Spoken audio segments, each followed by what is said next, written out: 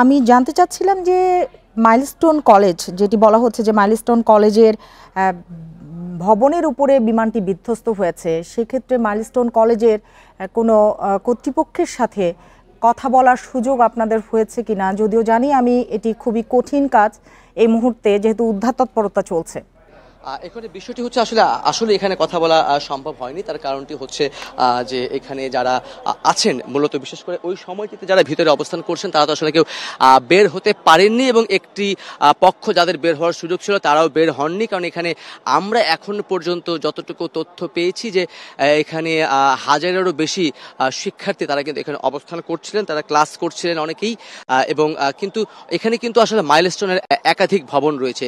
আমরা দেখেছি একতলা টিন শেড রয়েছে, 2 তলা ভবন রয়েছে, তার পাশে আবার 10 তলা ভবনও রয়েছে। যদিও 10 তলা ভবনে কোনো রকমের আঘাত বা সেখানে পড়েনি বলে আমরা এই পাশ থেকে অন্তত লক্ষ্য করতে পারছি, কিন্তু ভেতরের যেই পাশটিতে এই বিমানটি আছড়ে পড়েছে সেই পাশের অংশ কিন্তু আমরা এখন পর্যন্ত আসলে এইখান থেকে অন্তত দেখতে পাইনি। তবে ধোঁয়ার কুণ্ডলী যে এখন নেই সেটি মোটামুটি নিশ্চিত বাইরে অভিভাবকরা অপেক্ষা করছেন, এবং শ্রেণীকক্ষের যারা রয়েছেন, বিশেষ করে আমি যদি একটি পাশ আপনি দেখতে পাচ্ছেন, যে একটি পাশ একটু দেখানোর চেষ্টা করি, এখানে অনেকেই কিন্তু অপেক্ষা করছেন তাদের সহপাঠী বা তাদের সঙ্গে যারা ছিলেন তাদের উদ্ধারের জন্য। আমি যদি একটু দেখানোর চেষ্টা করি, আমরা চেষ্টা করছি, আমার সহকর্মী চন্দন চেষ্টা করছেন এটিকে কাছে নিয়ে দেখানো। সম্ভবত আহত একজনকে নিয়ে আসা হচ্ছে, নিশ্চয়ই দেখতে পাচ্ছেন আহত একজনকে নিয়ে আসা হচ্ছে। আসলে একজনকে আনা হচ্ছে এটি নিশ্চিত, হবে তিনি আহত নাকি আরো বড় দুর্ঘটনা হয়েছে সেটি কিন্তু আমরা এখন নিশ্চিত করে বলতে পারছি না। দেখতে পাচ্ছেন তাকে কিন্তু এখন অ্যাম্বুলেন্সে আসলে নেওয়া হবে।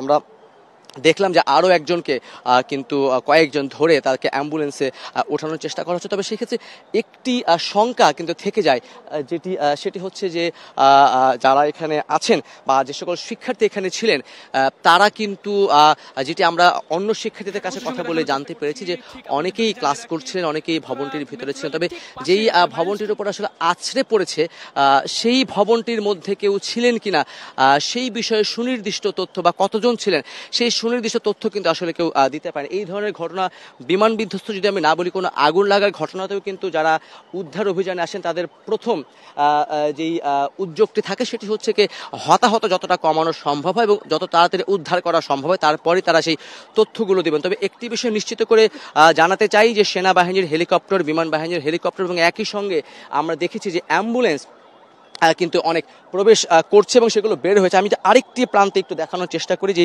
সড়কটি রয়েছে, মূল সড়কটি দিয়ে কিন্তু এখনো একাধিক অ্যাম্বুলেন্স তারা কিন্তু ভেতরে প্রবেশের চেষ্টা করছেন। যদি কোনো আহত কেউ ভিতরে থেকে থাকেন তাদের যাতে দ্রুত সময়ের মধ্যে এখান থেকে বের করা যায়, বের করার নিশ্চিত হওয়া যায়, সেটি কে নিশ্চিত করার জন্যই কিন্তু এই অ্যাম্বুলেন্সগুলোকে ভিতরে প্রবেশ করানো হচ্ছে। আমরা ভিতরে দেখতে পাচ্ছি যে অনেক অ্যাম্বুলেন্স কিন্তু এখনো ভিতরে অবস্থান করছে। কিছুক্ষণ আগে আমরা দেখিয়েছি যে একজনকে উদ্ধার করে কিন্তু অ্যাম্বুলেন্সে ওঠানো হয়েছে। তবে তিনি কি বেঁচে আছেন নাকি আহত অবস্থায় আছেন সেই বিষয়টি কিন্তু এখনো নিশ্চিত করা হয়নি।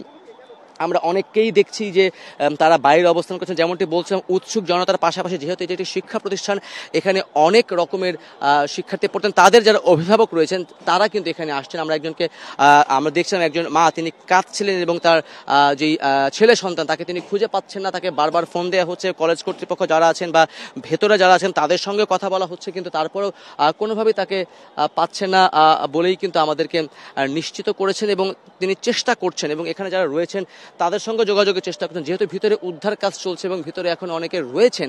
বলছিলেন যে আপনি অভিভাবকদের সাথে কথা বলেছেন, জানতে পেরেছেন কিনা কতজন এমন শিক্ষার্থী বা কতজন অভিভাবকের সঙ্গে আর কি অভিভাবক তাদের সন্তানদের খুঁজছেন, এমন কোনো তথ্য জানতে পারলেন কিনা আপনি? আমি যদি একটু দেখানোর চেষ্টা করি, এটি মেডিকেল টিমের বেশ কয়েকজন সদস্য তারা কিন্তু আসলে এই জায়গাটিতে এসছে এবং তারা আমরা দেখছি যে তারা ভেতরে প্রবেশ করছেন। তার মানে একটি বিষয় কিন্তু এখনো নিশ্চিত যে যেই ভবনটিতেই আছড়ে পড়ুক না কেন বা যেখানেই পড়ুক না কেন, দুঃখজনক হলেও যে সেখানে কিন্তু এখনো হয়তো আহত অবস্থায় কেউ রয়েছেন এবং যার ফলেই হয়তো এই মেডিকেল বোর্ডের সদস্য যারা রয়েছেন তাদেরকে এখানে নিয়ে আসা হয়েছে।